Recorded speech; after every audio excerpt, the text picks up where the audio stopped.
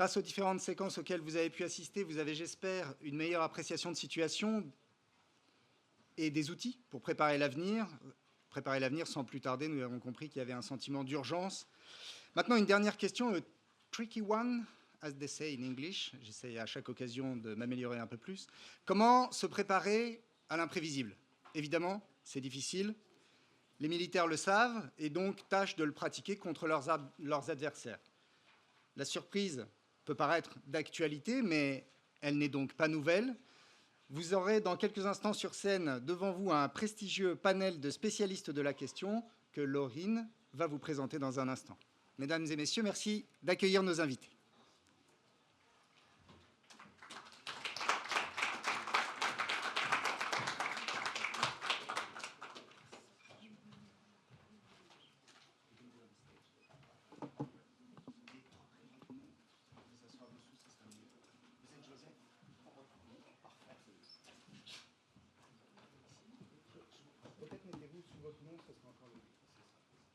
Et on est bon? Impeccable.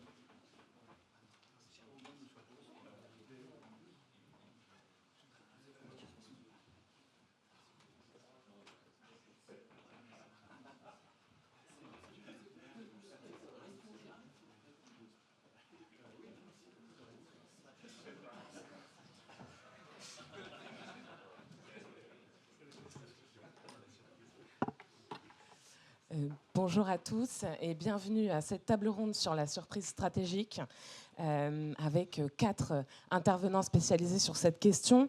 Évidemment, nous allons aborder ensemble cette notion, une notion importante dans l'art de la guerre, une notion usitée, mais parfois également usurpée. Mais qui reste particulièrement importante et centrale à l'ère de l'avènement de nouvelles formes de conflits entre hybridité et asymétrie, à l'heure de la démultiplication des effets d'une surprise face à une médiatisation toujours plus importante et à l'ère d'une complexification du champ stratégique contemporain et particulièrement et c'était une chose inattendue si elle en est, le retour de la haute intensité qui nous pousse aujourd'hui à penser et à repenser la surprise stratégique pour mieux préparer nos moyens, pour mieux nous défendre, pour mieux nous protéger. Alors pour penser aujourd'hui la surprise stratégique avec nous, ce panel de 4 intervenants, je commencerai par ma gauche, Monsieur Joseph Enrotin, politologue spécialisé dans les questions de défense et particulièrement la théorie stratégique et l'évolution et l'intégration des technologies au domaine militaire. Vous êtes actuellement le directeur de recherche au CAPRI, à Paris, Centre d'analyse et de prévention des risques internationaux. Professeur Martin Motte, agrégé et docteur en histoire, spécialisé des questions géostratégiques et navales. Vous êtes directeur des études à l'école pratique des hautes études et président de l'Institut de stratégie comparée. Merci beaucoup. Monsieur professeur également Olivier Zajek, agrégé docteur en histoire et saint-cyrien. Vous êtes spécialiste des relations internationales, de doctrine stratégique, conventionnelle et nucléaire, et vous officiez actuellement en qualité de professeur à l'Université de sciences politiques de Lyon. Vous êtes également chargé de recherche à l'Institut de stratégie comparée. Et enfin, Sir Hugh Strachan, British military historian. Your work particularly focuses on administration of the British Army in the First World War. You are the Emeritus Fellow in History and International Relations at All Souls College at the University of Oxford. Since I've finished by introducing you, Sir Strachan, I will actually now lead the floor to you.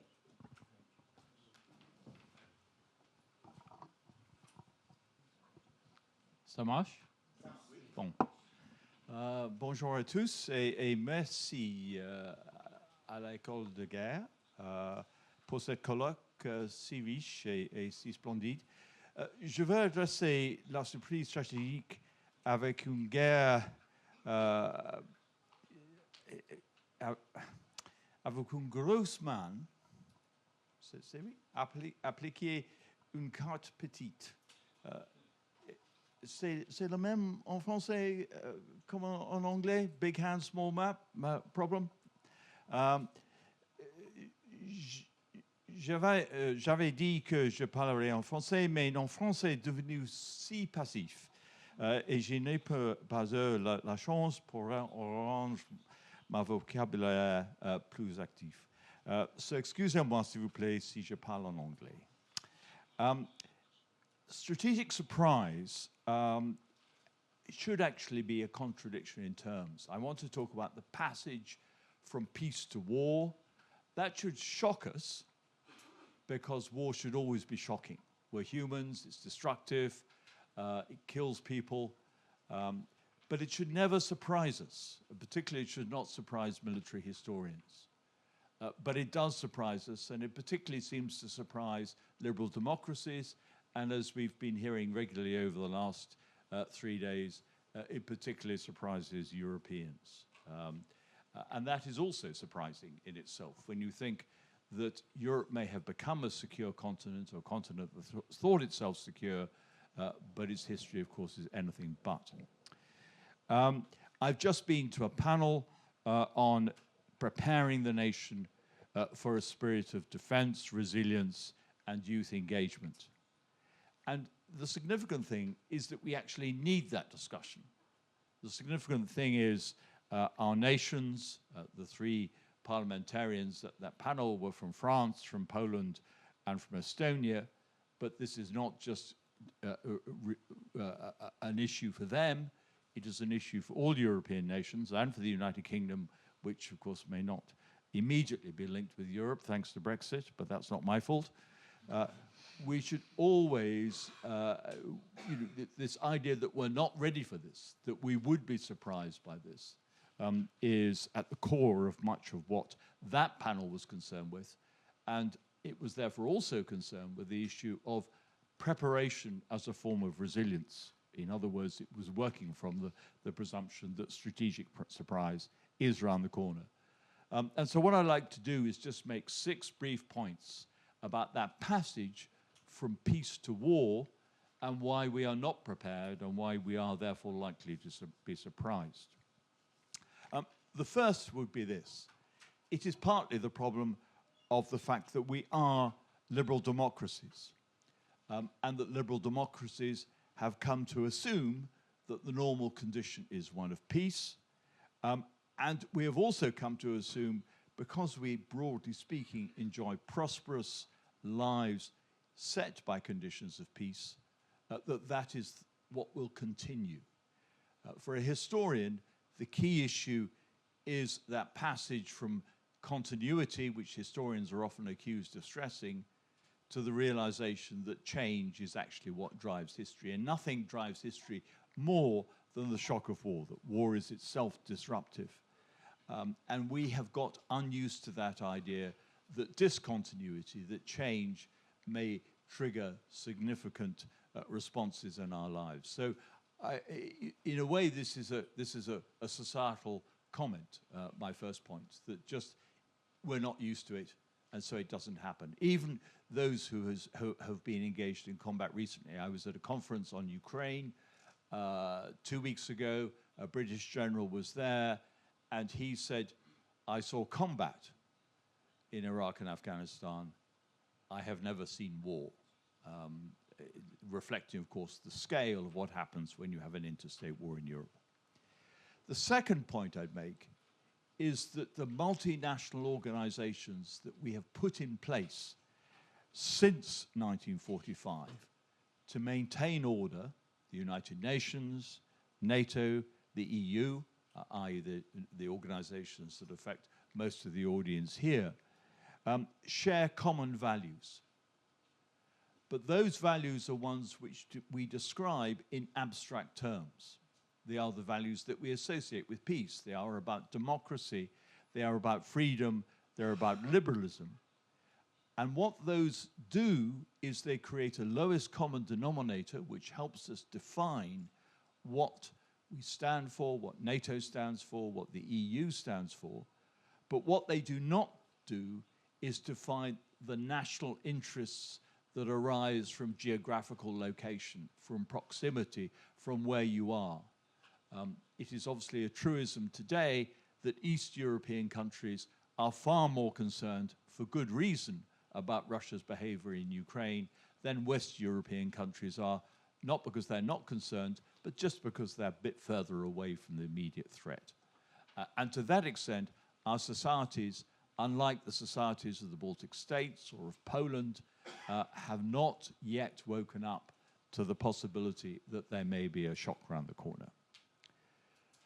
The third point I'd make is that we often forget that interstate war is against international law. That interstate war was ruled out as a policy option except in cases of self-defense. And we've forgotten that in part because we treat that self-defense exemption as a right to go to war when we can interpret the threat to us as potentially existential, even when it isn't. When that caveat was introduced in the UN Charter, it was to deal with the situation so proximate that the UN Security Council could not deal with it in time. It was not to go back, for example, to the terrorist attacks on Paris, when President Hollande, as I remember, seemed to say, this is war, and we have a right to react accordingly at a distance. But even more strikingly, of course, after the 9/11 attacks, that was the position that the United Nations took.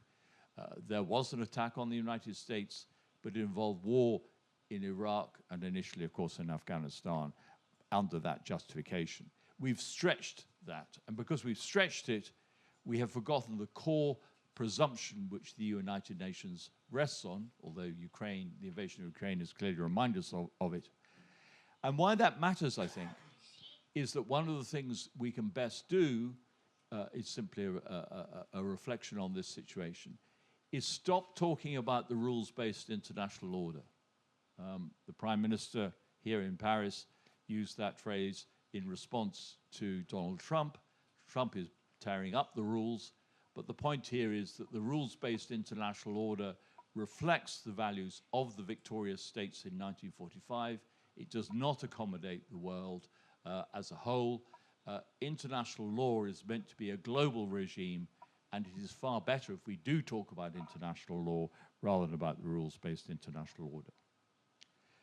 My fourth point, I'm a historian, I'm quick to say, there's some political scientists, I'm sure, close by, but it's a point about political science.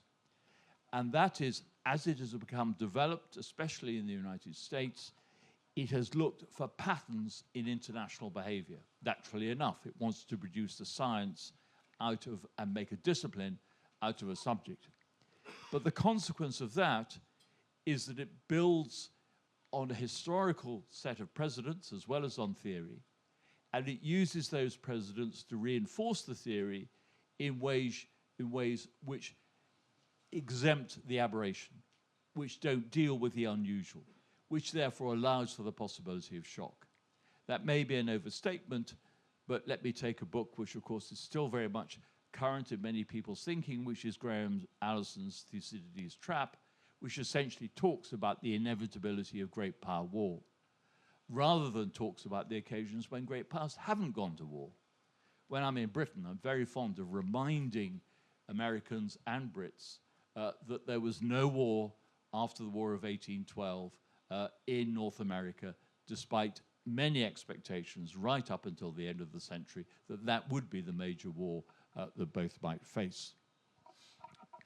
The fifth point would be the place of deterrence in our thinking in the Cold War. Because what deterrence does is create an expectation that you can threaten war without going to war. The threat, of course, has to be credible, so of course you have to make military preparations. And this, of course, remains a very pertinent issue for us today. But deterrence leads us to the brink and then works on the assumption that we will pull back from that brink. So when the brink is actually crossed, when the stream or the river or whatever, la fleuve, la rivière is there, when you cross it, then it's a shock. And deterrence, because it was founded originally, its thinking and its centrality rested on nuclear weapons especially, of course, contained that implicit prohibition about going to war. And that will be, this is my final point, my sixth point, which is that when we have actually gone to war, and clearly we have frequently since 1945, despite international law and despite the influence of deterrence, we've gone so in ways, and this is a subject, of course, on which my neighbor has just written, so I'm in danger of treading on his, what he might say, but I hope he wasn't going to say this, but anyway, we have got to the point where we want to engage in war in limited ways and are therefore unprepared for something that does not remain limited. It has been the US practice, particularly to think about how they limit war geographically, how they limit war in terms of means, but what they don't do is limit war in terms of political objectives. And there's enough of a Clausewitzian in me to say, actually, if your war is expressed in unlimited objectives, if it is about a global war on terror, if it is about, in the vocabulary that both Biden and Zelensky shared in Kyiv in relation to the war in Ukraine, legitimately in many respects, if it's about liberal and democracy, there is no limit to that. There's no conditionality to that. And that means that we are, in a way, because we are engaging in war in those terms, we are conditioned by the fear of escalation on the one hand and the sense that war should be limited on the other, so that the passage from peace to war itself becomes a shock. And we can see that only too clearly in February 2022, when there was plenty of intelligence to tell us what was happening, not least the fact that Ukraine had already been fighting Russia for 8 years, and yet NATO failed in terms of deterrence, and Ukraine itself could hardly believe what was happening, despite all the indications that they were effectively at war with Ukraine, and the intelligence that they were receiving both from the United States and from other allies. Thank you, sir. You've actually given us the perfect transition to the work of Professor Zajac. Et je me permets, effectivement, ça a été évoqué, l'importance de la politique, du vocable pour le passage de la paix à la guerre. Peut-être pouvez-vous nous apporter cette vision politique de la notion de surprise stratégique. Merci beaucoup. Bonjour à tous ceux qui ont fait le déplacement et qui sont venus dans cet amphithéâtre à la fin de cette semaine, enfin en tout cas de ces 3 jours qui ont dû être extrêmement riches. Moi j'arrive de Lyon, alors j'ai dû rater plein de choses absolument intelligentes et intéressantes en termes de stratégie. Mais je suis vraiment très heureux d'être ici. Et puis c'est un honneur et puis c'est un peu voilà, une petite pression de passer juste après Euston. Sur ces questions-là. La surprise stratégique, c'est on va dire un sujet qui est assez inépuisable. On peut l'aborder voilà, à travers un certain nombre de prismes. Est-ce qu'il faut se prémunir contre la surprise technologique, des ruptures qu'on n'aurait pas vu venir? Est-ce qu'il faut préparer pour nous les ruptures qui vont nous permettre de générer du contre-aléatoire pour répondre à l'aléatoire, qui est quand même l'objectif de l'adversaire, de l'ennemi, du concurrent, de l'adversaire qu'on peut avoir, qu'on aura, qu'on peut éventuellement avoir. On essaie de générer du contre-aléatoire et on peut le faire politiquement, on peut le faire, et dans ce cas-là, il va falloir se préparer intellectuellement, on peut le faire technologiquement, on peut le faire sur un certain nombre d'échiquiers. Et on peut pas, et on les traitera pas tous aujourd'hui. Mais on peut évoquer un certain nombre de choses qui peuvent être intéressantes. Je crois que d'abord, il faut parvenir à, si on veut penser politiquement la surprise stratégique, il faut essayer de se considérer soi-même et essayer de se remettre en question. Essayer d'avoir suffisamment d'humilité pour comprendre comment, sur une période de 10 ans, de 15 ans, on a pu autant se laisser surprendre, on a pu autant s'auto-illusionner, on a pu autant éviter de considérer ce qui était des priorités, s'attacher à des objectifs qui étaient en fait inatteignables parce qu'ils étaient exprimés de manière morale, donc absolue. Donc on se condamnait finalement à ne jamais les atteindre.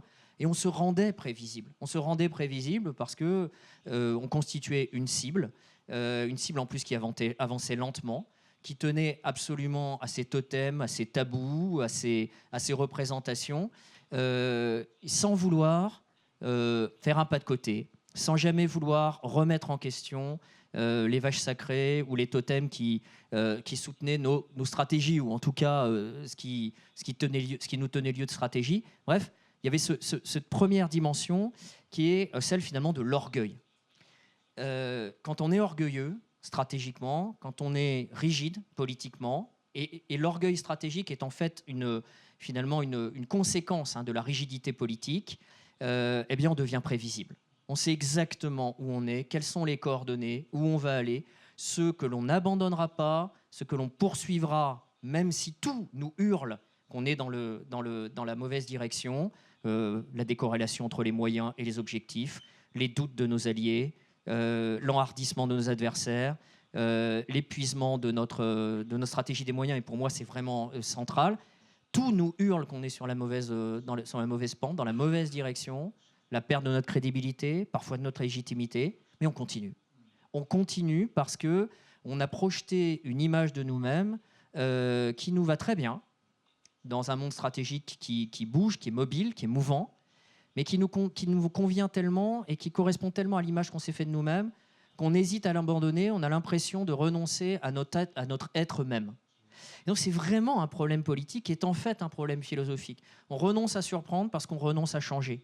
Parce qu'on pense que changer serait finalement trahir ce que l'on est profondément.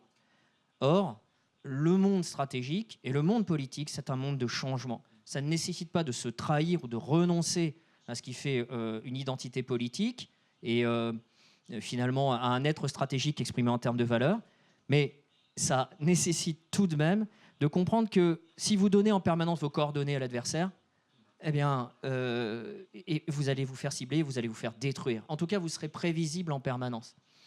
Donc, la surprise stratégique, ça nécessite d'abord, me semble-t-il, si on veut la penser politiquement, de faire un retour sur soi-même. Hervé Couto-Begary utilisait beaucoup cette image du retour aux fondamentaux, qui est un exercice réflexif de clarification du rapport à soi. Quand vous avez une clarification de votre rapport à vous-même, vos objectifs apparaissent plus clairement. Et dans ce cas-là, vous avez une vision beaucoup plus réaliste, beaucoup plus claire du rapport à l'autre, à l'adversaire. Et donc, finalement, de la manière dont votre rapport à l'espace-temps et votre rapport à l'objectif doivent s'ordonner. C'est si vous voulez, politiquement, cette cascade des rapports, d'abord le rapport à soi, ensuite le rapport à l'autre, le rapport à l'objectif et l'espace-temps sont maîtrisés, sont ralentis, sont saisis de nouveau, on ouvre sur autre chose, et là, c'est très important, on ouvre sur les rapports entre la politique internationale, la politique étrangère et la diplomatie. Souvent, enfin, en tout cas moi c'est ce que je remarque, dans le débat actuel, que ce soit sur l'Ukraine ou sur d'autres enjeux, vous avez des commentateurs, de ceux pour qui le commentaire stratégique est en fait un exercice de glose et pas un exercice de pensée. C'est-à-dire qu'ils viennent commenter quelque chose qui se passe sous leurs yeux, c'est du présentisme en fait, en termes de commentaires, mais il n'y a pas de ligne directrice, ou en tout cas d'intemporel qui se dégage. Et ils vont utiliser en permanence, pas de nom à la radio, mais c'est assez répandu, politique internationale, politique étrangère, diplomatie, en prenant ces termes les uns pour les autres. C'est complètement différent. Et encore une fois, là, on a le sens de hiérarchie qui sont perdus et qui nous empêchent de saisir ce qui est véritablement la capacité à devenir mobile, devenir mouvant et engendrer, ou en tout cas maîtriser, le processus de production d'une surprise stratégique, être surprenant. La politique internationale, c'est la manière dont vous lisez en fait votre environnement. Et vous avez trois manières de le lire. Soit vous considérez que l'environnement politique externe est un système international, et dans ce cas-là, il est fait de rapports de force. C'est assez prévisible en réalité. Vous avez des polarités de premier niveau, les grandes puissances, vous avez des États, des moyennes puissances, et puis vous avez tout un ensemble de pays qui attendent que les grands bougent, en gros. C'est très hiérarchique. Ça, c'est une vision qui est en gros néo-réaliste. C'est Mearsheimer, c'est Waltz. C'est assez prévisible. Mais cette grille-là, elle ne suffit pas. Vous pouvez aussi considérer que le monde, ce n'est pas un système international, c'est une communauté internationale. Et dans ce cas-là, on a tous des enjeux que l'on peut partager. Le sanitaire, le climatique, etc. Et là, vous avez quelque chose qui tend davantage vers la coopération que la compétition. Et vous avez un troisième niveau, qui est celui de la société internationale, où les deux précédents se mélangent. Vous avez à la fois de la compétition et de la coopération. Et là, c'est plus proche de la réalité, mais c'est aussi plus difficile à lire. Quand vous faites la hiérarchie entre tout ça, vous avez une vision claire des choses et vous avez surtout un choix à opérer. Donc vous allez choisir de considérer le monde comme, par exemple, mettons un système. Très bien, vous êtes néo-réaliste, vous êtes réaliste, vous considérez que c'est les rapports de force qui comptent. Dans ce cas-là, il faut vous préparer à ça. Et vous passez au niveau de la politique étrangère. Cette politique étrangère, ça va être l'application de votre vision de la politique internationale. Vous êtes réaliste, vous considérez que le monde est dangereux. Dans ce cas-là, vous mettez en forme votre politique étrangère. Vous allez opérer des priorités. Donc, vous avez besoin de vous renforcer, vous avez besoin d'être dissuasif, vous voulez intervenir à l'extérieur ou pas. Votre politique étrangère va se mettre en rapport avec votre lecture de la politique internationale. Et là, vous êtes logique. Là, vous devenez crédible. Et là, vous allez reconquérir un espace de manœuvre, une liberté de manœuvre. Et enfin, donc ça, c'est la politique étrangère. Et vous avez la diplomatie. C'est l'art de mettre en musique et d'incarner cette politique étrangère et les priorités que vous aurez définies. Et si tout est ordonné, vous redevenez crédible, vous redevenez dissuasif, vous redevenez logique et en même temps, vous avez, parce que vous êtes logique et crédible, vous avez reconquis un espace de manœuvre qui va vous permettre d'être surprenant quand vous le voulez et prévisible quand vous le devez. Parce que être prévisible, c'est aussi, ça peut être un but. Le but, c'est pas simplement pas tout le temps d'être surprenant, d'être illisible, d'être dissimulé. Le but, c'est aussi, et ça peut être intéressant, d'être lisible, de montrer, de donner à voir ce que vous voulez, d'être clair. Donc, en fait, on pourrait penser que la surprise stratégique, la capacité à générer la surprise, à se prémunir contre la surprise, renvoie à une sorte d'illisibilité permanente, d'ambiguïté permanente, d'ambivalence permanente. En réalité, elle, de manière contre-intuitive, elle est davantage liée à notre capacité à hiérarchiser les choses. Choisir une clé de lecture, l'incarner en politique étrangère et la mettre en musique à travers une diplomatie, le tout étant relativement logique. Ça veut dire qu'il faut que vous hiérarchisiez les rapports, d'abord votre rapport à vous-même, le rapport que vous avez à vos adversaires, à vos concurrents, et puis que vous mettiez logiquement en lien avec tout ça et en ligne avec tout ça, une stratégie des moyens, un rapport à l'objectif, un rapport à l'espace-temps. Et là, vous allez reconquérir finalement, parce que vous êtes de nouveau solide sur vos bases, une capacité à surprendre, une capacité à manœuvrer dans la politique internationale. Donc, il faut d'abord être clair avec soi-même avant d'espérer pouvoir surprendre les autres. C'est peut-être, si vous voulez, contre-intuitif, mais en fait, c'est ce qui nous manque. On ne hiérarchise plus rien. Ça fait 25 ans qu'on ne hiérarchise plus rien. Et on le paye aujourd'hui parce qu'on est devenu illisible pour nous-mêmes. Et je finirai sur une phrase qui m'avait beaucoup marqué d'un officier américain en plein cœur des réflexions sur l'Afghanistan. Au moment où les Américains se demandaient quelle pouvait être leur stratégie, on était en 2006-2008. Et cet officier américain qui passait à l'école de guerre française nous avait dit nous n'arrivons plus à nous comprendre nous-mêmes, nous sommes devenus des producteurs d'illusions positives. Et quand vous en êtes là, vous ne pouvez plus surprendre vous-même, vous pouvez juste vous illusionner sur vous-même. Et ce n'est pas vraiment le but de la stratégie. Je vous remercie beaucoup. Professeur Motte, effectivement, il était évoqué cette conclusion qu'en l'absence de hiérarchisation, on avait renoncé à surprendre, on avait renoncé à changer. Est-ce que vous partagez sur le plan historique cette analyse? Est-ce que vous arrivez à la même conclusion? Alors absolument, c'est pas tellement sur le plan historique, mais celui de l'actualité que je vais me placer. Moi, je tiens d'abord à vous remercier, Maître Masson, et puis tous les membres du comité de stratégie de l'école de guerre qui ont préparé cette belle table ronde. Alors oui, moi je voudrais juste revenir, ce sera je crois très complémentaire avec les deux interventions précédentes, sur le fait qu'on est surpris quand on a tout fait pour être surpris. Effectivement, quand on a méprisé tous les signaux, etc. Et alors, je voudrais simplement partir d'une chose qui m'avait stupéfié. Je parle d'une émission de radio, c'était sur France Culture, c'était 3 jours après le début de la guerre d'Ukraine en 2022, et c'était l'Esprit public, mais l'émission s'intitulait en l'occurrence « L'impensable s'est produit en Ukraine, la guerre aux frontières de l'Europe ». Et ce titre m'avait frappé pour 2 raisons. Première raison, l'impensable s'est produit en Ukraine. Bon, dans le glossaire interarmé français de 2013, il y avait une entrée guerre de haute intensité, donc ça faisait des années que les spécialistes travaillaient dessus. Donc, a priori, pour les spécialistes, ce n'était pas une surprise. Pour les médias, c'était une surprise. Donc, ça veut dire qu'ils avaient loupé quelque chose. Et puis, la deuxième bizarrerie, c'était la guerre aux frontières de l'Europe, car que je sache, l'Ukraine est en Europe. Donc, ça veut dire que là aussi, il y avait une confusion entre Europe et Union européenne. Et le message sous-jacent, c'est que la guerre ne pouvait pas éclater aux frontières de l'Union européenne, puisque l'Union européenne était productrice de paix par essence. Hein. Et par construction, elle était la négation de la guerre. Bon. Et évidemment, c'était faux dès les années 90 avec la guerre des Balkans. Il a fallu l'intervention extérieure à l'Union européenne, celle de l'OTAN, pour agir. Donc, c'était faux. Et pourtant, on n'en a tiré absolument aucune leçon.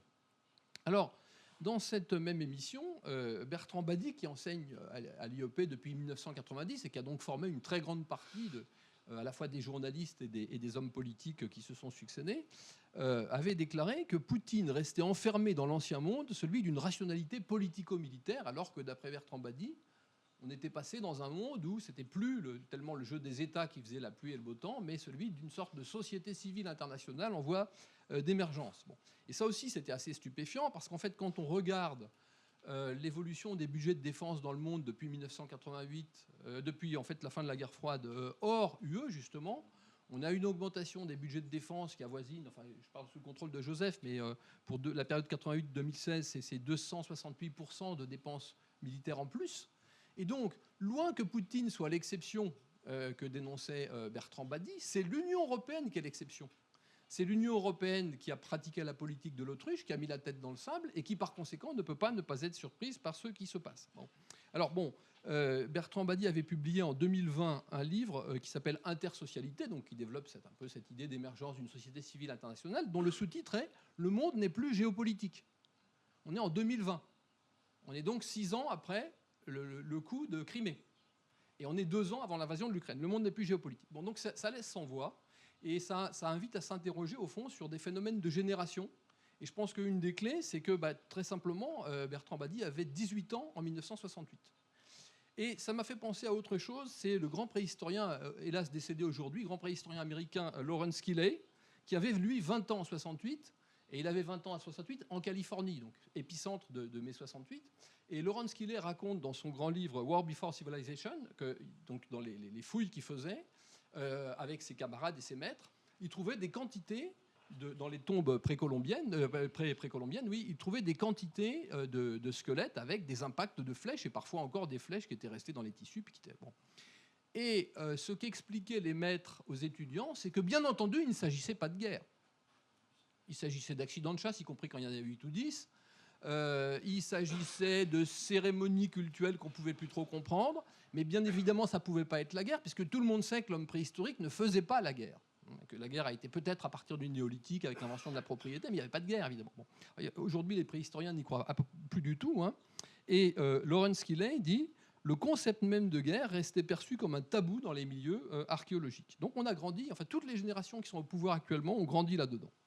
Alors si on veut continuer à chercher à faire l'archéologie de cette inconscience collective, je relève aussi que les générations qui sont aux affaires, finalement, formées en gros dans les années 70, c'était l'époque où la nouvelle histoire dominait. Hein, c'était l'apogée de la nouvelle histoire vers 75. La nouvelle histoire, depuis les années 30, s'était construite, entre autres, contre l'histoire politique.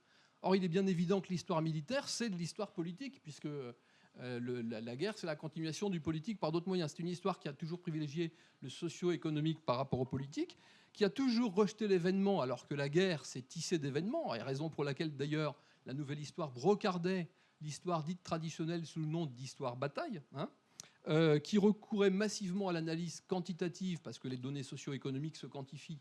Or, à la guerre, il y a des données quantifiables, et puis il y a les forces morales qui ne sont pas quantifiables, et qui peuvent renverser la table, comme on l'a vu au Vietnam, où ce n'était pas les Vietnamiens qui avaient le plus de force physique. Bon. Donc tout ça fait qu'on ne pouvait pas penser la guerre, et on peut même aller plus loin. En fait, la première génération de l'école des Annales, celle de Marc Bloch, c'est la génération qui sort des tranchées de 14-18, et la deuxième génération, c'est celle qui est sous les verrous allemands en 1940, c'est celle de Brodel. Or, Brodel, en 72, interrogé sur cette période de la guerre, dit qu'il a choisi l'histoire anti-événementielle parce que justement il voulait oublier la défaite de 40 dans son camp de prisonniers.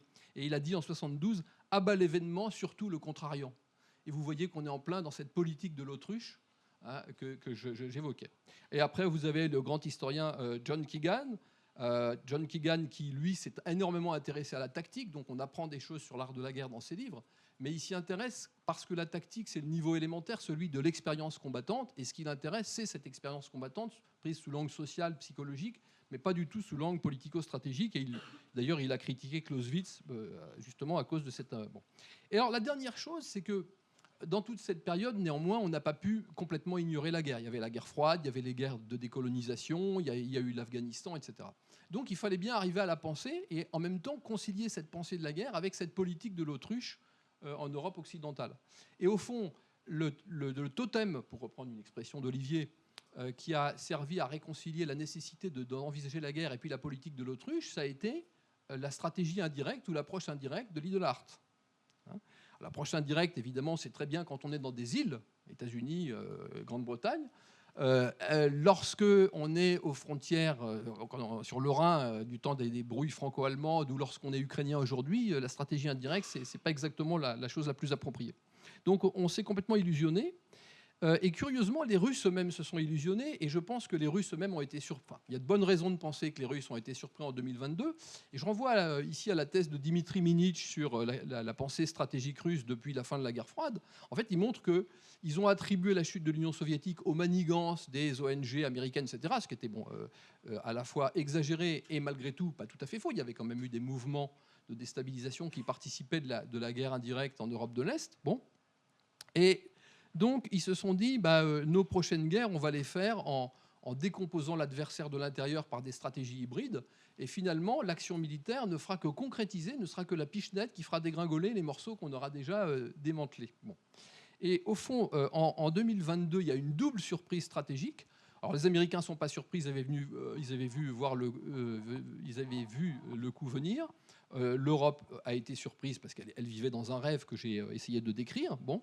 Mais côté occidental, on avait misé massivement sur les ONG pour influencer l'évolution de l'Ukraine dans le sens, et sur la lutte non violente, etc., pour influencer l'évolution de l'Ukraine. Et du côté russe, on pensait que la stratégie hybride suffirait comme elle avait suffi en Crimée en 2014. Et lorsqu'on prend finalement le fait que Poutine ait intitulé son opération « Opération spéciale », on comprend ce qu'on voit sur la carte. C'est-à-dire qu'effectivement, sur la carte, les premières opérations de 2014 de 2022, pardonnez-moi, viole le principe de concentration. Poutine, enfin l'armée russe part dans toutes les directions. C'est la preuve qu'ils ne réfléchissent pas ça comme une opération militaire parce qu'ils pensent que le fruit est mûr et qu'il va tomber de lui-même. Et lorsque la réalité leur éclate à la figure et qu'ils ont une guerre de haute intensité sur les bras à laquelle ils ne se sont pas préparés, alors ils reviennent au principe de concentration et ils assurent la jonction entre le Donbass et la Crimée. Donc on en revient à une guerre tout à fait classique à laquelle nous n'étions absolument pas préparés et les Russes non plus. Donc finalement, la question de la surprise stratégique, c'est une question surtout qui doit être étudiée en étudiant nos potentiels d'auto-aveuglement et de dénégation du réel. Voilà. Merci beaucoup. Et dans cette logique, effectivement, de dénégation du réel, de politique de l'autruche, de normalisation de la paix qui était évoquée par Sir Strachan, pensez-vous, Monsieur Arantin, que cette politique et cette impression se retrouvent dans nos rapports aux moyens, et notamment aux moyens technologiques de nos forces armées ? Alors oui, alors tout d'abord, merci Maître pour la direction de cette table ronde et merci d'ailleurs au comité de stratégie de l'école de guerre de m'avoir invité. C'est effectivement, et à mes camarades ici pour toutes leurs réflexions. Et effectivement, oui, je pense qu'on a cette question du rapport à soi, Olivier en parlait très bien, du rapport à l'histoire, de toutes ces choses, et in fine, et y compris dans le domaine des moyens, je crois qu'on peut dire qu'effectivement, la surprise, c'est un petit peu, et la surprise stratégique a fortiori, c'est un petit peu le choc du réel qui se révèle à nous dans toute sa plénitude et dans tout son fracas. J'ai bien une expression qui serait due à la Légion étrangère, mais j'éviterai de la citer ici, peut-être à terme. Alors, juste en 4 points pour revenir sur cette question de la surprise stratégique dans le domaine technologique. D'abord pour voir qu'effectivement la surprise est in fine rarement surprenante, on l'a dit, parce qu'il y a des signaux faibles, etc. Encore faut-il les voir, encore faut-il les anticiper, y compris au niveau institutionnel. C'est vrai que quand on parle de surprise technologique, on parle souvent du Spoutnik, mais c'est oublier que la toute première étude de la RAND Corporation en 1948 est une étude sur un vaisseau spatial humain habité, hein, et que donc déjà les États-Unis testent des fusées qu'ils ont récupérées sur les Allemands, etc. Et sont déjà dans cette logique-là, et que donc le missile balistique, et a fortiori le missile balistique intercontinental, mais finalement c'est d'abord une question de temps. Voilà, et donc il y a cette question-là. Donc ça c'est un premier point. Un deuxième point, la question de la surprise stratégique dans son effet surprenant, c'est la question de l'État et de la capacité finalement à le paralyser ou à l'abattre. Donc finalement, la question de la surprise stratégique, c'est aussi la question de notre rapport, et on revient toujours à cette question de notre moi stratégique finalement, de notre rapport à la bataille décisive. Je vais chercher à conduire une surprise stratégique pour abattre littéralement mon adversaire. Alors non pas pour abattre une unité au plan tactique, la surprise tactique que tout le monde a connue et que Kaamelott a mis si bien en scène, hein, à 10 par derrière et de nuit, à 10 contre 1 évidemment.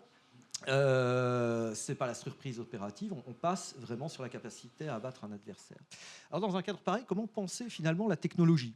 Alors c'est vrai qu'historiquement, et là je parle sous le contrôle de Martin, historiquement, il n'y a pas véritablement d'action, de mise en action de la technologie qui produisent en soi finalement une surprise stratégique. Par contre, il y a des technologies qui parviennent finalement qui participent, si vous voulez, qui appuient la génération d'une surprise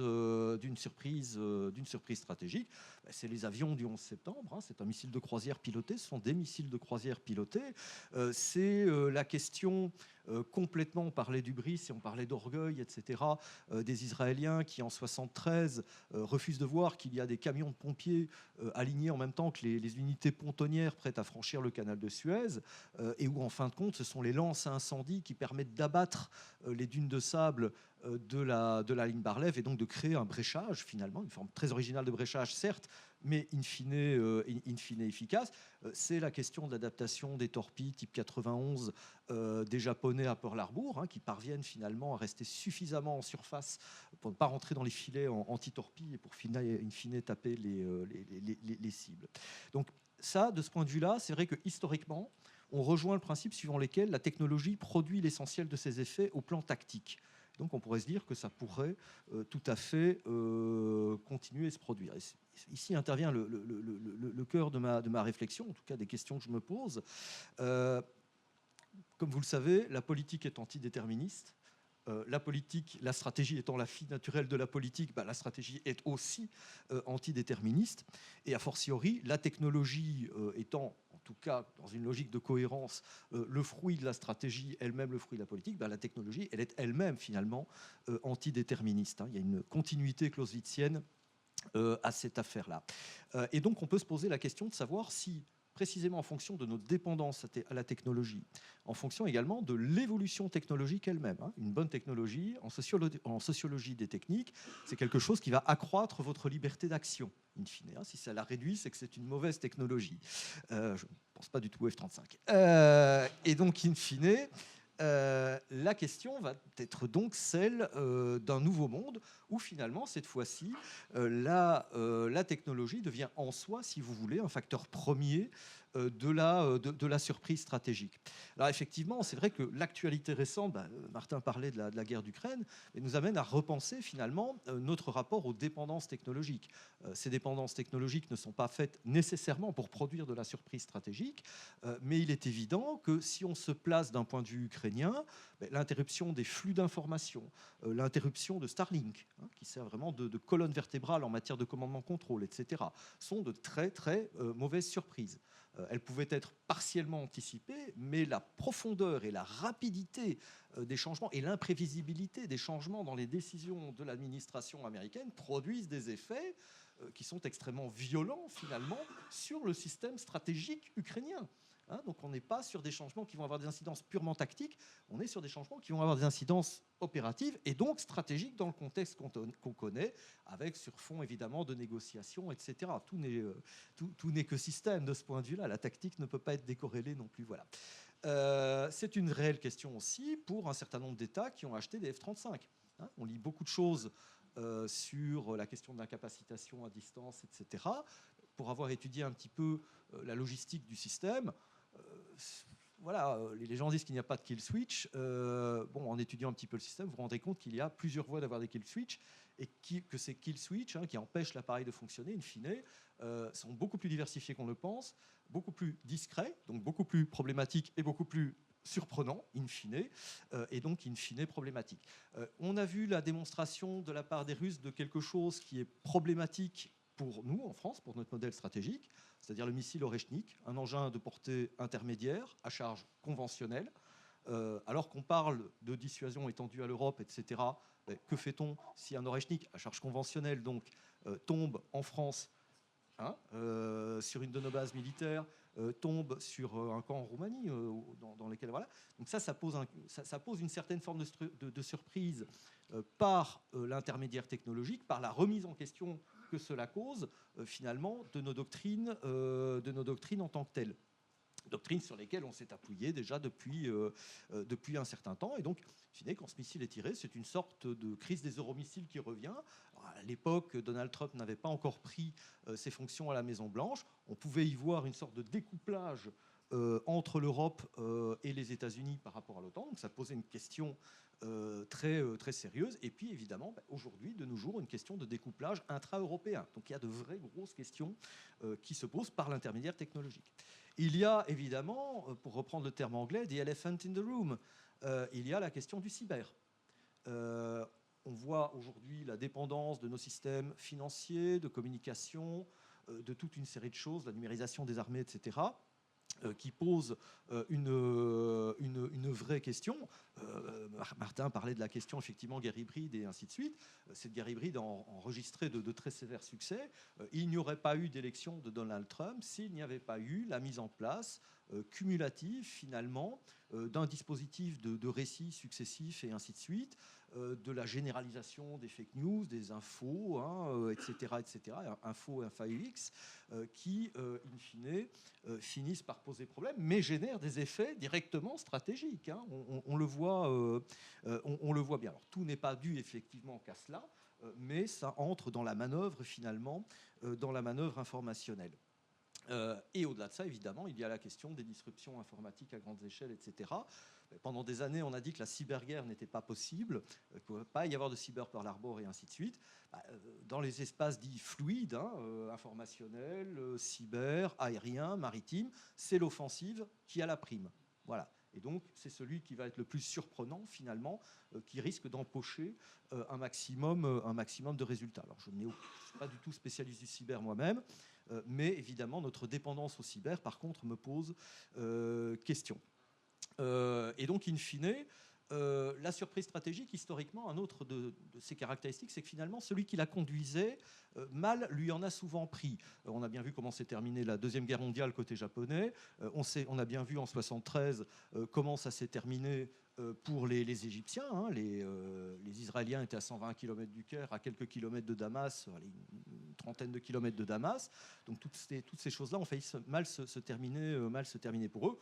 On a bien vu que les Soviétiques ont terminé à Berlin en 1945, etc. Donc on s'est habitué à une surprise stratégique qui finalement ne profitait pas à celui qui la conduisait. Est-ce que ce temps-là n'est-il pas en train d'être révolu quelque part? Est-ce qu'on n'en arrive pas à une situation où précisément par notre dépendance au système technologique, au processus technologique, où finalement il n'y a pas un espace de liberté de manœuvre qui se crée pour un ennemi potentiel? Je n'utilise pas à dessein le terme d'adversaire, parce que quand quelqu'un utilise une surprise stratégique, c'est pour vous abattre. Il n'y a pas de quoi trop négocier avec cette personne-là. Et donc, in fine, est-ce qu'on n'est pas là aussi en train de changer de régime militaire, pour reprendre la théorie de Martin Edge, et où, in fine, effectivement, les données même de la surprise stratégique sont peut-être en train d'être bouleversées précisément en fonction du facteur technologique cette fois-ci. Merci beaucoup. effectivement, vous évoquiez le changement de paradigme, and I'm turning back to you, Sastrakan. We've mentioned that we've been more prone to be surprised because we thought that peace was normal, because we didn't want to see the signals. But now we just mentioned that we're also facing new type of conflicts, hybrid conflicts, conflicts in which technology is at the center, conflicts where maybe the aim is not victory, but a limited impact. Do you believe that this is also why we are more surprised? And if so, how we can adapt to this new reality?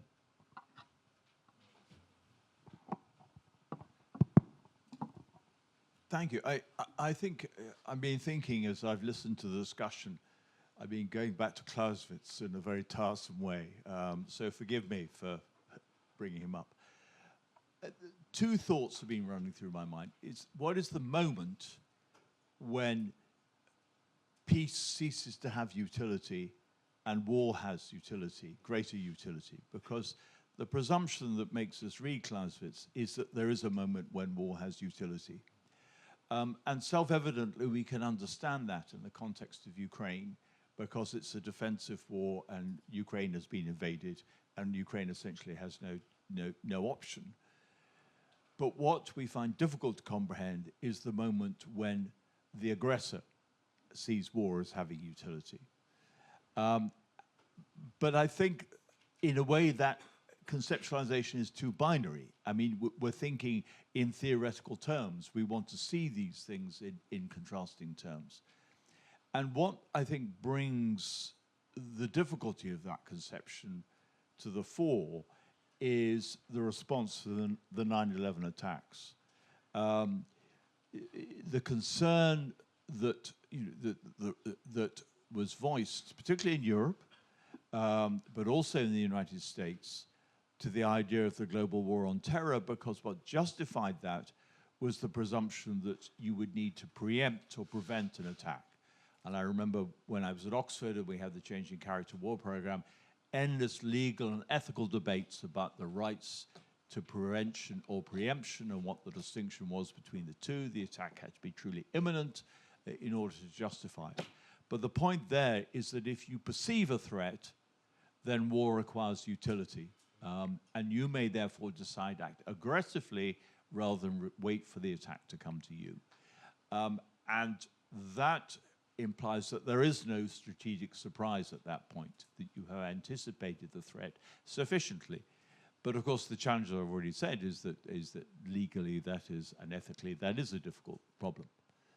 The other Clausewitzian thought that is going through my mind is that Clausewitz says very little about surprise.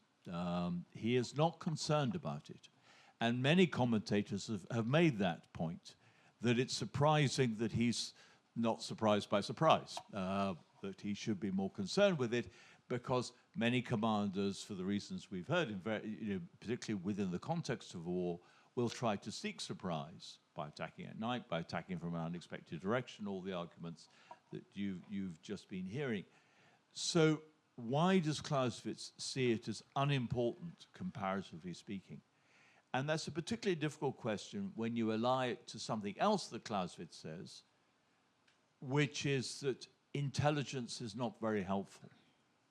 And today we're in a situation where we increasingly make an assumption that intelligence will enable us to anticipate the dangers that we might face, and that we will have a very complete picture of what will be coming our way, and that AI will especially enable that. And one of the challenges we therefore confront, or the questions we might ask ourselves, is intelligence going to be of such quality that it will actually prevent us being surprised, that this is no longer a problem for the future, even if that then leads us to act preemptively or preventively? And my answer to that is that, because I'm a historian, no doubt, I'm skeptical, that deception will still play a part, that the AI we currently have, at any rate, is no better than the data that is put into it, and therefore it cannot necessarily anticipate effectively the exception rather than the rule. And that really is much of what we talked about, this business of the exception and the rule. And what we're anticipating is, if we are surprised, is that it will be the exception that we should be ready for. And as we've already heard, many of our systems effectively operate against that, just picking up what the problem is. So all I'm exposing is paradoxes and contradictions, but that may just reflect a Clausewitzian point. The other point I'd just like to pick up while I'm holding the microphone is when Martin quoted Lawrence Keeley, I was thinking of the absurdity of various books which appeared in the 2010s that argued that society was becoming less violent and was therefore going on to confirm, as they saw it, the argument that war was disappearing. I'm thinking of Steven Pinker's Better Angels of Their Nature. I'm thinking of Azar Gatt's book on war and civilization. I'm thinking of Yuval Harari's, I can't remember, the Sapiens, the book that is in every airport. And Harari is the only one after the 7th of October attacks on Israel who has essentially changed his position. Gatt has not, and Pinker has not. Pinker, neither of them, as far as I'm aware, has returned to that situation. But they are part of a seductive argument that says we are living in a more secure world. And how do they get there? Because we need to unpack that. And they get there by talking about relative loss of life, not absolute loss of life through violent means. In other words, they look at small societies, as Lawrence Keeley did, and they see that in relation to the overall size of the population of the world, as they would estimate it, we are experiencing less violence than did the societies that Keeley was looking at. And I'm not dissenting from that argument. I don't have the base to do so. But that in its turn disempowers absolute numbers. Current calculations, when I was a boy, the calculations of military dead in the Second World War were about, of total dead in the Second World War, were about 40 to 45 million. Current calculations are 62 million or so and rising. Where are those 20 million gone to? But that's a lot of people by any standards. And simply to say that is proportionally less than was suffered by ancient civilizations really doesn't address the problem. And therefore highlights, it seems to me, the need for us to be concerned, not least because, of course, we recognize, although I think I'm right in saying, and this may be a trivialization, that the atomic bombs in 1945 caused roughly 200,000 dead in Hiroshima and Nagasaki, so a tiny proportion of those, and certainly less than were killed by conventional bombing in Japan. We now have the capacity, clearly with an all-out nuclear exchange, to do far more damage to ourselves than was done in the Second World War. It therefore becomes even more important to think about what strategic surprise should be, because actually that whole argument about relative loss of life, even if we were to take it on its own terms, ceases to be appropriate if the exchange becomes an all-out nuclear exchange or even involves nuclear weapons. So this is those are just a series of random reflections, really, as I've been sitting here listening to my colleagues, and not an answer to your question.